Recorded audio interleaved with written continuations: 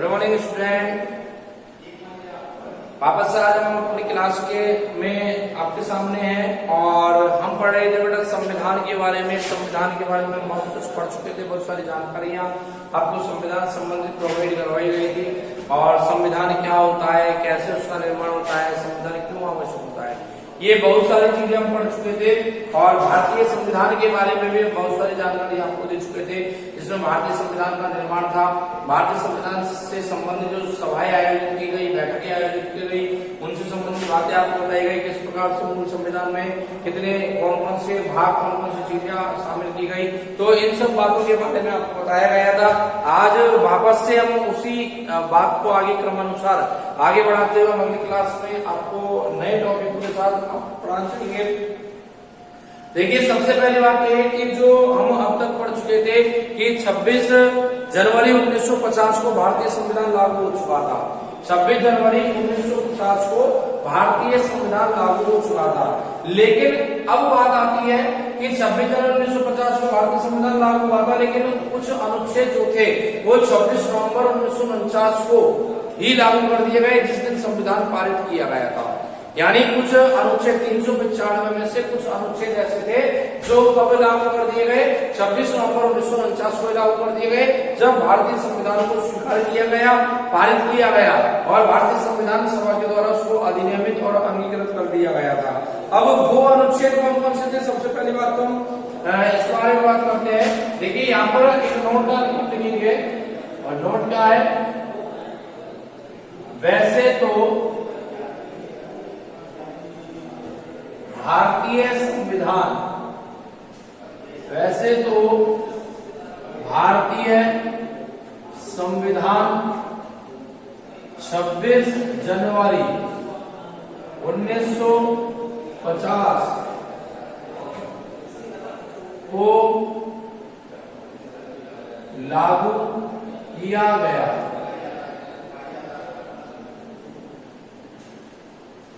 परंतु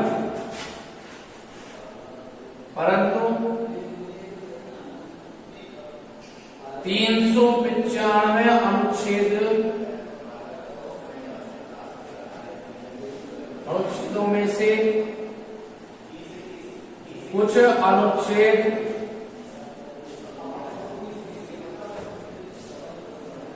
26 नवंबर 1949 को ही लागू कर दिए गए।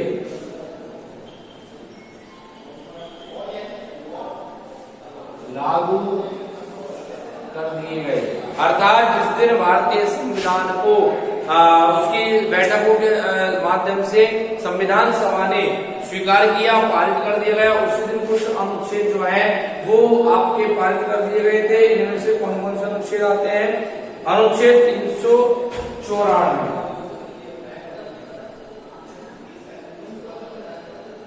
अनुच्छेद 394, अनुच्छेद 394 उसी दिन पारित कर दिया गया। और यह अनुच्छेद तथा इसके साथ साथ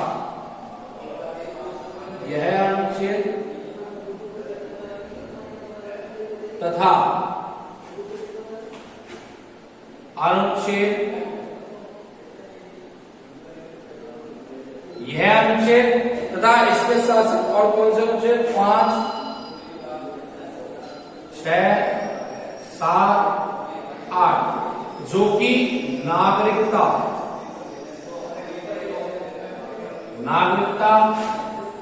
से संबंधित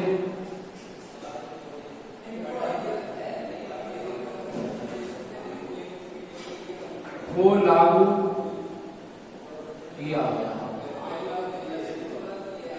देखिए, अनुच्छेद 394 और 394 के साथ साथ अगर हम बात करें अनुच्छेद 5, 6, 7, 8 जो नागरिकता संबंधित है, जो भारतीय संविधान में नागरिकता का जो प्रावधान रखा गया है, उस नागरिकता संबंधित जो अनुच्छेद है उनको भी 26 नवंबर 1949 को ही लागू कर दिया गया। और इसके बाद आता है आपके अनुच्छेद 60, अनुच्छेद 60 और अनुच्छेद 60 क्या है?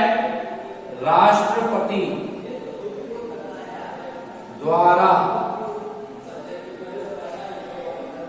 शपथ, राष्ट्रपति द्वारा शपथ जो ली जाती है, देखिए, और जो शपथ है अन्य लोगों की अलग है।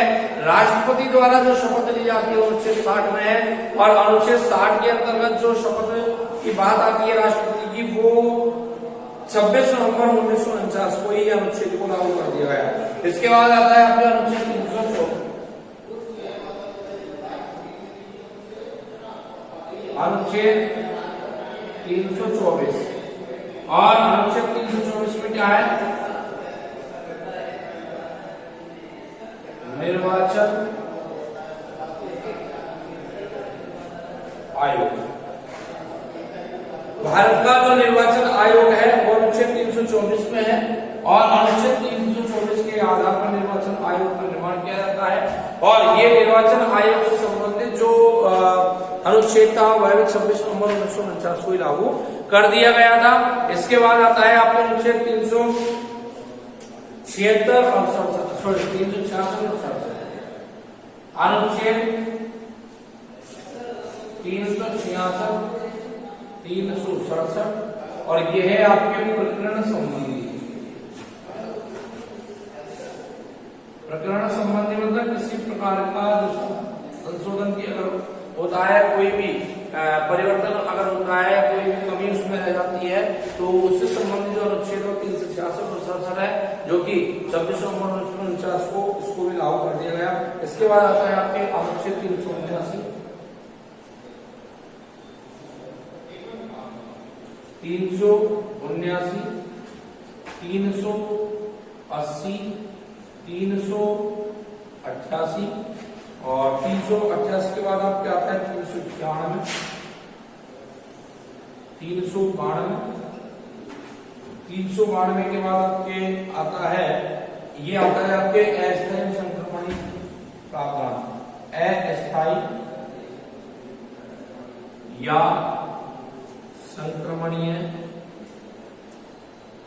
प्रावधान। तो ये जो अनुच्छेद है ये भी आपको मिलेंगे। 26 नवंबर 1949 के अंतर्गत इनको लागू कर दिया गया था। इसके बाद आपके आता है अनुच्छेद 393, और अनुच्छेद 393 जो है वो भी बहुत महत्वपूर्ण है। अनुच्छेद 393 आपके इसके अंतर्गत ये बताया गया है संविधान का संक्षिप्त नाम, संविधान का संक्षिप्त नाम। और संक्षिप्त नाम क्या है संविधान का? संक्षिप्त नाम है भारत का संविधान, भारत का संविधान। तो इस अनुच्छेद को भी 26 नवंबर 1949 को लागू किया गया। यानी ये संक्षिप्त नाम की जो बात कर रहे हैं, ये संक्षिप्त नाम जो है वो भी 26 नवंबर 1949 को लागू कर दिया गया था। इस प्रकार से ये बहुत सारे महत्वपूर्ण जो अनुच्छेद हैं आपको बहुत बताए गए। जो सभी अनुच्छेद कब लागू किए गए थे? जो सभी अनुच्छेद कब लागू किए गए थे? 26 नवंबर 1949 को। यानी कि 16 अनुच्छेद जो है, आप देख लीजिए, 1, 2, 3, 4, 5, 6, 7, 8, 9, 10, 11, 12, 13, ये 14, और एक ये 394, इसके अंतर्गत ये सभी लागू किए गए।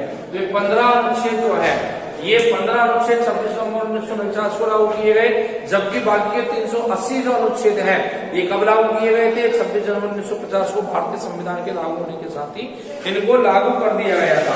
अब ये तो आपके वो सब अनुच्छेद है जो आपको अभी बताए गए हैं। अब इसके बाद आता है आपके कुछ नोट यहाँ पर दिए गए हैं कि भारत के संविधान के प्रारंभ की तारीख, भारत के संविधान के प्रारंभ की तारीख, यानी भारत का संविधान के क्या प्रारंभ किस दिन माना जाता है? तो भारत के संविधान के प्रारंभ की तारीख मानी जाती है 26 जनवरी 1950, 26 जनवरी 1950। लेकिन ये प्रावधान किसमें लिखा हुआ है कि भारत के संविधान के प्रारंभ की तारीख 26 जनवरी 1950 होगी? ये प्रावधान कौन से अनुच्छेद में है? ये प्रावधान है आपके अनुच्छेद नंबर 394 के अंतर्गत इस प्रावधान को रखा गया है। दूसरा है भारत के संविधान का हिंदी में प्राधिकृत पाठ राष्ट्रपति करवा सकता है, ऐसा अनुच्छेद 394 क में बताया गया है। यानी कि जो संविधान का जो पाठ है वो हिंदी में करवाने का जो अधिकार है वो केवल राष्ट्रपति को है, और ऐसा प्रावधान अनुच्छेद 394 क के अंतर्गत रखा गया है। 395 तीसरा बिंदु यहाँ पर आता है अनुच्छेद 395, जिसमें संविधान के निरसन की प्रक्रिया मतलब समाप्ति की प्रक्रिया, कि भारतीय संविधान समाप्त हो चुका है, भारतीय संविधान बन चुका है, भारतीय संविधान कंप्लीट हो चुका है, ऐसा प्रावधान, ऐसी बात जो लिखी गई है वो अनुच्छेद 395 के अंतर्गत लिखी गई है। अर्थात अनुच्छेद 395 में कहा गया है कि भारतीय संविधान आज 26 नवंबर 1949 के दिन भारतीय संविधान सभा के द्वारा स्वीकार करने के साथ, अधिनियमित करने के साथ, अंगीकृत करने के साथ पूर्ण कर लिया गया है। अर्थात भारत का स्वयं का एक संविधान होगा और उस संविधान के आधार पर भारत में सरकारों का निर्माण होगा, और वो सरकारें जो चुनी जाएंगी वो भारत पर शासन करेंगी, भारत की शासन व्यवस्थाओं को संभालेंगी, कानूनी व्यवस्थाओं को संभालेंगी। ये सब बातें जो शामिल की गई है वो आपके अनुच्छेद 395 जो भारतीय संविधान का अंतिम अनुच्छेद माना जाता है, 395 के अंतर्गत ये सब बातें शामिल की गई है। अर्थात भारतीय संविधान, जैसा देखिए मैं आपको एक बात यहाँ पर नोट करवा देता हूँ कि कई जगह, कई किताबों में, कई टीचर्स के माध्यम से आपको बताया जा सकता है कि भारतीय संविधान में अनुच्छेदों की संख्या 445 हो चुकी है, 466 हो चुकी है। वह बिल्कुल गलत है, वह बिल्कुल गलत है, क्योंकि भारतीय संविधान में स्पष्ट रूप से लिखा गया है कि भारतीय संविधान के अंतर्गत अनुच्छेदों की संख्या न बढ़ाई जा सकती है न घटाई जा सकती है, उसके उपभाग किए जा सकते हैं, बढ़ाई जा सकती है न घटाई जा सकती है, उसके उपभाग किए जा सकते हैं। अर्थात इसका मतलब क्या है कि अनुच्छेदों की संख्या न 394 हो सकती है न 396 हो सकती है, लेकिन उसका उपभाग का मतलब जैसे अनुच्छेद 51 के, अनुच्छेद 394 के, इस प्रकार से के ABC, इस प्रकार से हम इसके उपभाग कर सकते हैं। लेकिन लोग उसको क्या मान लेते हैं कि अनुच्छेद बढ़ गए। अरे अनुच्छेद तो बढ़ ही नहीं सकते, वहां स्पष्ट रूप से लिखा हुआ, स्पष्ट रूप से दो बातें लिखी हुई संविधान में, स्पष्ट रूप से दो बातें संविधान में लिखी हुई है, लेकिन पूर्ण रूप से उसका अध्ययन लोग करते नहीं और अपने अनुसार ऊपर से पढ़ के उसको नोट करवा देते हैं कि हाँ 395 से बढ़कर और 466 अनुच्छेद हो गए, जबकि कहीं ऐसा लिखा हुआ नहीं है। वहां लिखा हुआ है, क्या लिखा हुआ है कि भारतीय संविधान में अनुच्छेदों की संख्या न बढ़ सकती है न घट सकती है। दूसरी बात क्या लिखी हुई है कि भारतीय संविधान के मूल ढांचे में कोई परिवर्तन नहीं होगा, उसके किसी भाग में संशोधन किया जा सकता है। यानी पूरा जो संविधान है वो अपनी इच्छा से बदला नहीं जा सकता, उसमें कुछ संशोधन कर सकते हैं। जैसे आपने पढ़ा होगा पहले भारत में मौलिक अधिकारों की संख्या 7 थी, लेकिन वर्तमान में कितनी है? 6। यानी कि ये इसी भाग में भाग 3 के अंतर्गत संशोधन किया गया है। अगर मूल ढांचे परिवर्तन होता तो क्या होता? पूरे मौलिक अधिकार हटा दिए जाते, और पूरे मौलिक अधिकार अगर हटा दिए जाते तो भारतीय लोगों को उसको अधिकार प्राप्त नहीं होता, तो ये मूल ढांचे में परिवर्तन होता। तो इस प्रकार से यहां अगर हम बात करें तो ये विशेष बात है। इसके बाद है कि 26 नवंबर 1949 ये केवल भारत की संविधान की प्रस्तावना में लिखा हुआ है।